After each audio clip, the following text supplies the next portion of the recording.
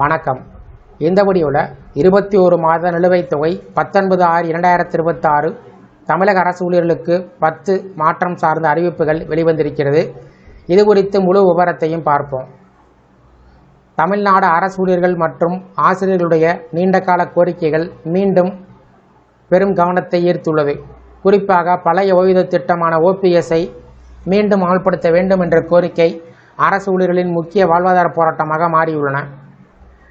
ஜாக்டோ-ஜியோ பேரமைப்பு தனது 10 முக்கிய கோரிக்கைகளை புதிய தமிழக அரசின் கவனத்திற்கு கொண்டு வந்துள்ளது. இந்த கோரிக்கைகளை உடனடியாக நிறைவேற்ற வேண்டும் என்றும் வலியுறுத்தியுள்ளது. கடந்த 2021ஆம் ஆண்டு தேர்தல் போது OPS திட்டத்தை மீண்டும் கொண்டு வருவோம் என்று திமுக தேர்தல் வாக்குறுதி கொடுத்திருந்தது.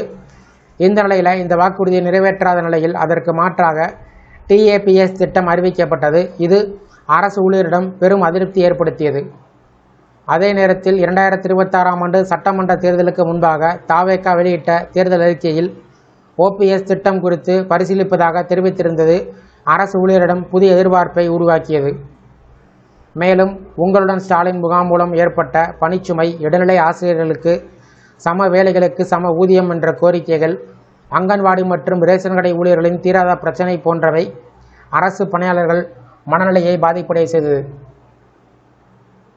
இந்த நிலையில் புதிய முதலமைச்சராக பொறுப்பேற்றுள்ள தமிழக வெற்றிக் கழக தலைவர் ஜோசப் விஜய் அவர்களுக்கு வாழ்த்து தெரிவித்துள்ள ஜாக்டோ-ஜியோ பேரமைப்பு தங்களது கோரிக்கைகளை விரைவில் நிறைவேற்ற வேண்டும் என்று கேட்டுக்கொண்டுள்ளது. குறிப்பாக 1/4/2003க்கு பிறகு பணியில் சேர்ந்தவர்களுக்கு பழைய ஓய்வூதிய திட்டத்தை மீண்டும் அமல்படுத்த வேண்டும் என்பது முக்கிய கோரிக்கை. அதேபோல் டெட் தேர்வு தொடர்பாக 2010க்கு முன்பு நியமிக்கப்பட்ட ஆசிரியர்களுக்கு பாதுகாப்பு வழங்க வேண்டும் என்றும் அவர்கள் வலியுறுத்தியிருக்கிறார்கள்.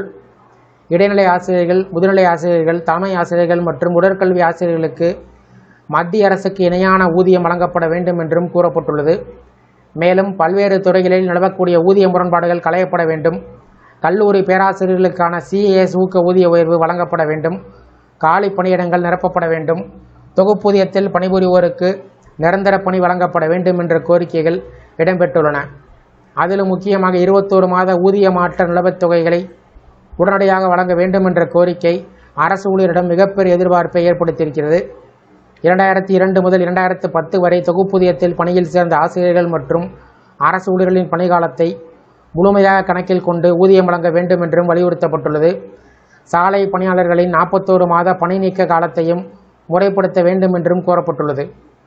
இந்த அனைத்து கோரிக்கைகளையும் அரசு ஊழியர்கள், ஆசிரியர்கள், அங்கன்வாடி ஊழியர்கள், செவிலியர்கள் மற்றும் பல்வேறு துறைகளில் பணிபுரியக்கூடிய பணியாளர்களின் வாழ்வாதாரத்துடன் நேரடியாக தொடர்புடையவை என்பதால் புதிய அரசு எடுக்கக்கூடிய முடிவுகள் மிகுந்த முக்கியத்துவம் பெற்றிருக்கிறது. குறிப்பாக பழைய ஓய்வூதிய திட்டம் மற்றும் 21 மாத நிலுவைத் தொகை குறித்த முடிவுகள் லட்சக்கணக்கான அரசு ஊழியர்களின் எதிர்காலத்தையும் அரசியல் சூழலையும் தீர்மானிக்கக்கூடிய முக்கிய அம்சமாக பார்க்கப்படுகின்றன. இந்த 10 கோரிக்கைகள் சார்ந்து உங்களுடைய கருத்துக்களை கமெண்ட் செக்ஷனில் கமெண்ட் பண்ணுங்கள். இந்த வீடியோ பிடிச்சிருந்தால் வீடியோக்கு லைக் பண்ணுங்கள். இந்த வீடியோ அனைவருக்கும் ஷேர் பண்ணுங்கள். நன்றி.